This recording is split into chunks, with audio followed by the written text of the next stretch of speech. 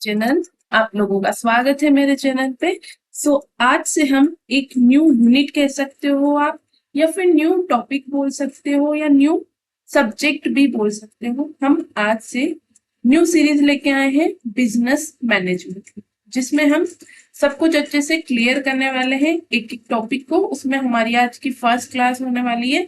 आप आने वाली क्लासेस को भी मिस मत कीजिएगा, और आप आज से भी अगर स्टार्ट कर रहे हैं तो आपको अच्छे से समझ आ जाएगा। तो हमारी यूनिट कंप्लीट हो चुकी है अकाउंटेंसी पे एंड इंटरनेशनल बिजनेस और बिजनेस इन्वायरमेंट पे। तो मैंने वो प्लेलिस्ट बनाई हुई है, वहां से आप अच्छे से पढ़ सकते हैं। और आज हम नेक्स्ट यूनिट स्टार्ट करने वाले हैं, या next subject, new subject start करने वाले हैं, बिजनेस मैनेजमेंट। तो इसे हम स्टार्ट करें। फंक्शंस ऑफ मैनेजमेंट से हम स्टार्ट करेंगे हमारी क्लास को। इसमें सबसे पहले फंक्शंस ऑफ मैनेजमेंट किसने दिए हैं? लूथर, गुलिक एंड उर्विक ने। ठीक है, इन्होंने फंक्शंस ऑफ मैनेजमेंट को बताया है। इन्होंने एक वर्ड कॉइन किया है, मतलब उसको हम एक ट्रिक के थ्रू पे POSDCORP,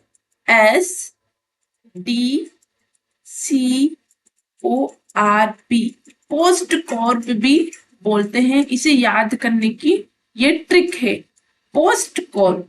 अब यहाँ पे पोस्ट कॉर्प का मतलब क्या होता है देखते हैं। 7 फंक्शंस होते हैं फंक्शंस ऑफ मैनेजमेंट के। सबसे इंपॉर्टेंट लूथर, गुलिक एंड उर्विक के ही माने जाते हैं। इसे स्टार्ट करते हैं। P स्टैंड करता है planning, O organising, S means staffing, D means directing, Co means coordination, R means reporting, B means budgeting.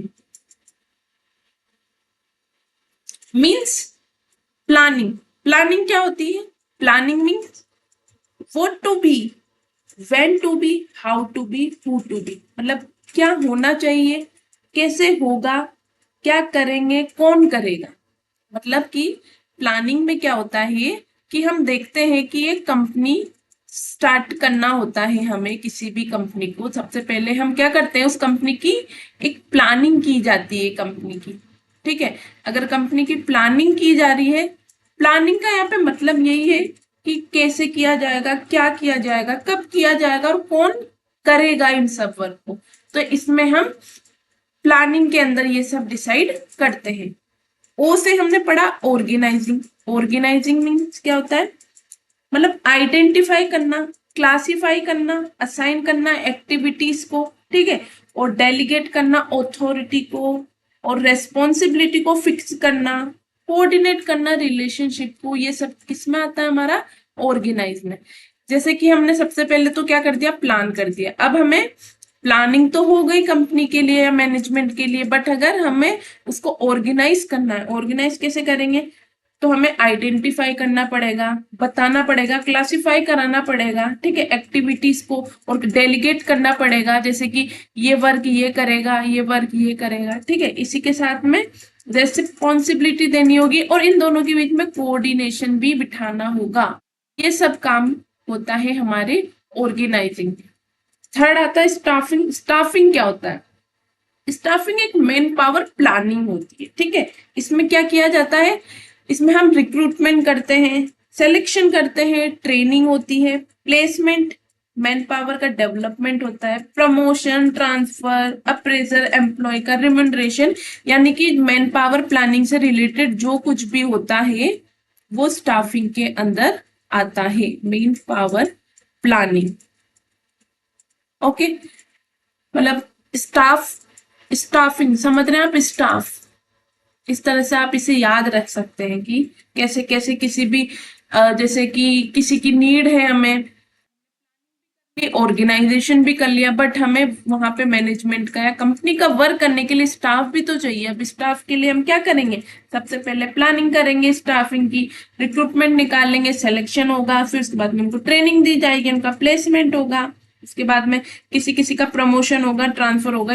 मतलब एक तरीके से ये HRM होता है। ठीक है, जो हम आगे सब कुछ कवर करेंगे अच्छे से। उसके बाद में बात होती है डायरेक्टिंग यानी कि डायरेक्शन। इसमें क्या होगा कि हम मतलब लीडरशिप के बारे में बात होगी, मोटिवेशन सुपरविजन के बारे में यहाँ पे बात होगी। यानी कि डायरेक्ट किया जाएगा एक एम्प्लॉय को या स्टाफ को कि वो इस तरह से वर्क करे, लीडरशिप और मोटिवेशन यहाँ पर आ जाएगा। ठीक है, इसके बाद में आती है बात कोऑर्डिनेशन की।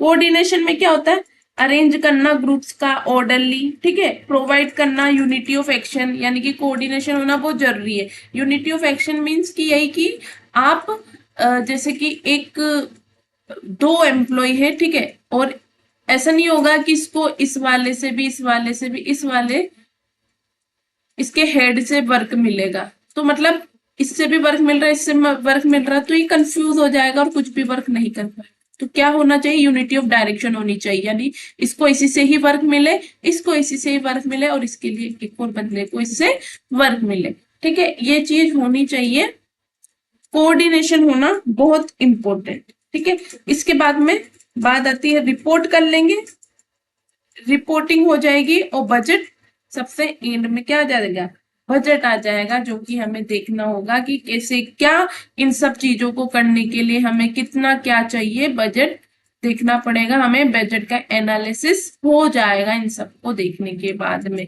ठीक है, तो ये थे हमारे फंक्शंस ऑफ मैनेजमेंट जिसको हमने पढ़ा। ये पोस्ट कोर जिसे बोला जाता है, सबसे इंपॉर्टेंट इन्हें ही माना जाता है फंक्शंस ऑफ मैनेजमेंट में। सो हम एक बार और अच्छे से पढ़ते हैं कि हमने क्या पढ़ा इसके अंदर। हमने देखा है सबसे पहले किसी भी मैनेजमेंट करने के लिए हमें सबसे पहले क्या करनी पड़ती है, प्लानिंग करनी पड़ती है, कैसे क्या किया जाएगा, कब किया जाएगा, कौन करेगा। उसके बाद में हम उसका ऑर्गेनाइज करते हैं कि ऑर्गेनाइज, हाँ जैसे कि ये काम ये करेगा, आइडेंटिफाई करते हैं, डिवाइड कर देते हैं वर्क को, रेस्पॉन्सिबिलिटी अथॉरिटी वगैरह दे दी जाती है। फिर उसके बाद में हम स्टाफिंग करते हैं, स्टाफिंग मतलब कौन क्या वर्क करेगा, उसके लिए हमें उसको अपॉइंट करना होगा, रिक्रूटमेंट की जाएगी, सिलेक्शन किया जाएगा, उसके बाद में उसको डायरेक्ट किया जाएगा, यानी कि ये वर्क वो ही करेगा, किसी और से उसे वर्क नहीं दिया जाएगा, तो ये यूनिटी ऑफ डायरेक्शन भी होगी। उसके बाद में कोऑर्डिनेशन होना चाहिए उनके बीच में, आपस में रिपोर्टिंग होनी चाहिए, यानी कंट्रोलिंग वगैरह सब कुछ होनी चाहिए, और एंड में आ जाएगा बजटिंग वाला पार्ट। सो आई होप आपको ये समझ में आया होगा। आगे बढ़ते हैं, प्लानिंग, जैसे यहाँ पे बताया हुआ है प्लानिंग होनी चाहिए, ये कौन कैसे क्या करेगा। उसके बाद में हमने बताया ऑर्गेनाइजिंग, ऑर्गेनाइजिंग जैसे किसको क्या वर्क दिया जा रहा है, देखिए आप इसमें बताया गया है डायग्राम के थ्रू। स्टाफिंग यानी कि कौन अप्रोप्रिएट होगा इस वर्क के लिए, उसको सिलेक्शन करना। डायरेक्टिंग जो कि हेड होगा या मैनेजर होगा, वो डायरेक्ट करेगा, सबको एक साथ लेके चलेगा। कोऑर्डिनेटिंग दोनों के बीच में वर्क होना चाहिए, और कंट्रोलिंग, कंट्रोलिंग भी होनी चाहिए। ठीक है, इसके बाद में हेनरी फ्योल का पढ़ेंगे। हेनरी फ्योल ने भी 5 फंक्शन दिए हैं, ये भी बहुत इंपॉर्टेंट होते हैं, इसको POCCC के नाम से जानते हैं। वही चीज है, इसमें प्लानिंग होगी, O for organising, C for commanding, coordinating and controlling, इसके बारे में बात की गई। यानी कि प्लानिंग मीन्स एग्जाम करना है, फ्यूचर के बारे में डिसाइड करना है, what needs to be achieve, और हम डेवलप करेंगे हमारा प्लान। ऑर्गेनाइजिंग में सेम वही पढ़ा, प्रोवाइड किए जाएंगे रिसोर्सेज, डिवाइड किया जाएगा वर्क को टास्क और प्रोजेक्ट में, और बिल्ड किया जाएगा स्ट्रक्चर की कौन कौन सी एक्टिविटी को करेगा। इसके बाद में कमांडिंग, कमांड किया जाएगा, सबऑर्डिनेट को टास्क दिया जाएगा, मेंटेन किया जाएगा पर्सनल एक्टिविटीज को, और रिजल्ट एम्प्लॉय से लिया जाएगा। कोऑर्डिनेशन होना बहुत इंपॉर्टेंट है, यूनिटी होनी चाहिए। ठीक है, ऑल एक्टिविटीज एफर्ट्स एक साथ करने के लिए इंश्योर होना चाहिए कि all staff are working towards common goal, सब कुछ देखना चाहिए, कोऑर्डिनेट उनके बीच में रखना चाहिए। Control, control is very important, control means कि वेरीफाई होनी चाहिए everything to be work according to plan, command होनी चाहिए अपने एम्प्लॉयज के ऊपर। ये था हेनरी फ्योल के 5 functions of management, planning, organising, commanding, coordinating and controlling. Next बढ़ते हैं, कुछ और भी ऑथर्स हैं जिन्होंने दिए हैं अपने अपने अकॉर्डिंग मैनेजमेंट फंक्शंस के, तो उसमें RC डेविस ने दिया है planning, motivating and controlling. Question कई बार पूछ लिया जाता है ऑथर के नेम से, तो इसलिए आप इन्हें याद रखिएगा ताकि आपको कोई इश्यू ना हो। जी.आर. टेरी ने भी दिया है, क्लासिफाई किया है मैनेजमेंट फंक्शन को 4 में, planning, organising, activating and controlling. इसके बाद में कुंट्ज ऑर्डरलन ने भी दिया है, उन्होंने क्लासिफाई किया है मैनेजमेंट फंक्शंस को 5 में। उन्होंने बताया है कि the most useful method of classifying management function is to group them around the activities. मतलब कि एक सबसे अच्छा मेथड क्या होता है मैनेजरियल फंक्शन को क्लासिफाई करने का, कि वो इन पांचों के अराउंड होनी चाहिए। किन 5 के अराउंड होनी चाहिए? जो कि बताया है, हमने पढ़ा था, किसमें पढ़ा था हमने ये वाला? लूथर गुलिक में क्या पढ़ा था? पोस्ट कोर्ब पढ़ा था हमने, ठीक है। इन्होंने इसे हटा दिया है, पोस्ट इसकी बात की, यानी कि planning, organising, staffing, directing and controlling. इनके पॉइंट्स में इनके मतलब आप समझ चुके हैं, मीनिंग समझ चुके हैं, इसलिए मैंने सिर्फ यही चीज यहाँ पे आपको बताई। सो ये थी आज की फर्स्ट क्लास हमारी इस यूनिट की, इसमें हमने न्यू सब्जेक्ट आज पढ़ा और उसके एक बहुत ही इंपॉर्टेंट सबसे मेन बेसिक टॉपिक को आज हमने स्टार्ट किया है। तो आई होप आपको अच्छे से समझ आया होगा। अगर आपको मेरी वीडियोस अच्छी लगती है तो मेरे चैनल को लाइक करें, शेयर करें, सब्सक्राइब करें। Thank you.